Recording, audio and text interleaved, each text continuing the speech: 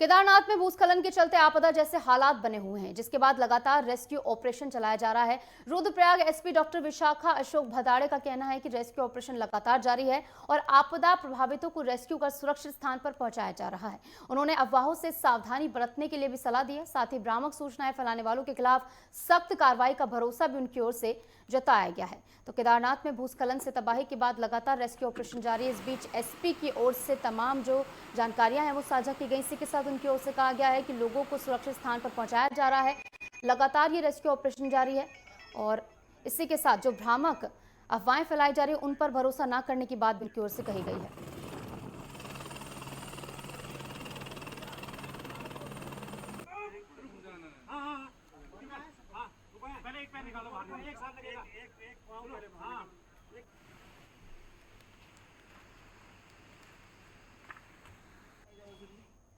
तो लगातार जो है केदारनाथ में भूस्खलन के बाद यहां पर रेस्क्यू ऑपरेशन चलाया जा रहा है। इस बीच हमारे साथ कुलदीप राणा हमारे संवाददाता जुड़ गए हैं ज्यादा जानकारी के साथ। सीधा उनका रुख करेंगे।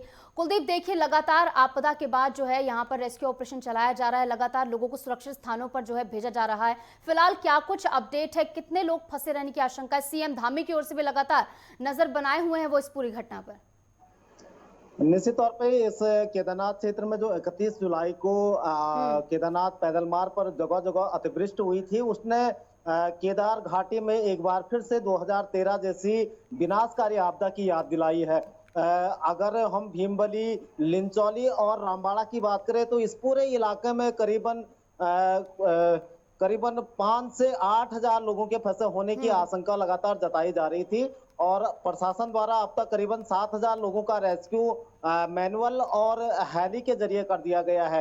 आज दोपहर 12 बजे तक हेलीकॉप्टर के जरिए 1300 कुछ तीर्थयात्रियों का अब तक पूरे 3-4 दिनों के भीतर अंतराल में रेस्क्यू कर दिया गया है और करीबन 6,000 लोगों का मैनुअल तरीके से रेस्क्यू कर दिया गया है। जिला प्रशासन और पुलिस, एसडीआरएफ, डीडीआरएफ की टीमें लगातार रेस्क्यू के कार्यों में जुटी हुई हैं। लेकिन सबसे बड़ा सवाल अब ये उठाया जा रहा है कि केदारनाथ क्षेत्र में और उसके निचले इलाकों में बहुत सारे लोग अभी भी मिसिंग चल रहे हैं, जिनके अपने परिजनों से संपर्क नहीं हो पाया है। और हालांकि अभी प्रशासन की तरफ से कोई आधिकारिक पुष्टि इस बात की नहीं हुई है कि कितने लोगों के यहाँ पे हताहत होने की खबर है, लेकिन कुछ डेड बॉडी कल और परसों जरूर मिले हैं। करीबन 3 से 4 डेड बॉडी प्रशासन को लिंचौली जो केदारनाथ का पैदल मार्ग है वहां पे मिली है। और उसके अलावा भी बहुत सारे लोग जो प्रत्यक्षदर्शी हैं वो ये बता रहे हैं कि हमारे परिजन हमारे साथ थे, लेकिन उस दिन कई लोग बोल्डरों के नीचे दब गए हैं। कई यात्री ये बता रहे हैं कि जो मंदाकिनी नदी है उस नदी के प्रभाव में उनके साथी बह गए हैं। इस तरह से बहुत सारे प्रत्यक्षदर्शी अब इन बातों को सामने कह रहे हैं। तो इससे एक अनुमान ये जरूर लगाया जा रहा है कि इस आपदा में भी करीबन 150 से 200 लोगों के हताहत होने की संभावना ही है।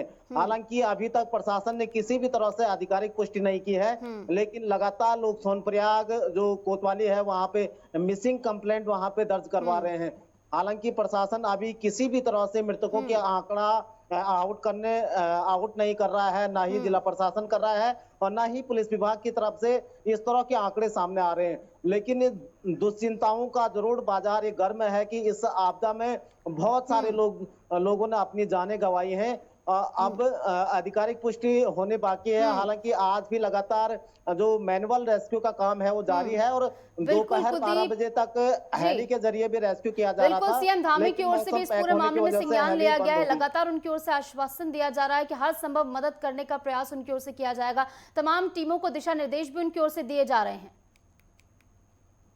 निश्चित तौर पे जो केदारनाथ क्षेत्र में जो आप राहत बचाव का कार्यों में जुटी हुई टीमें हैं, चाहे एसडीआरएफ की बात करें, डीडीआरएफ की बात करें या पुलिस की बात करें, लगातार ये टीमें पूरे क्षेत्र में रेस्क्यू का कामों में निरंतर जो 1 अगस्त है उससे ही शुरू हो गई थी और 1 अगस्त को सुबह 10 बजे से ये रेस्क्यू का कार्य शुरू कर दिया गया था और उसके बाद निरंतर ये जारी है।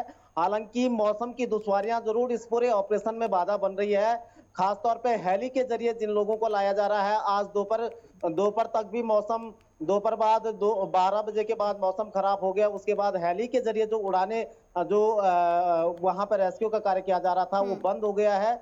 लेकिन मैनुअल तरीके से जो राहत बचाव की टीमें हैं वो निरंतर लगी हुई हैं। हालांकि केदारनाथ क्षेत्र में जिन पहाड़ी रास्तों से उनको ले जाया जा रहा है, वहां पर भी बहुत सारी चुनौतियां हैं, क्योंकि कुलदीप, आपको बीच में रोकना बिहार चाहूंगी।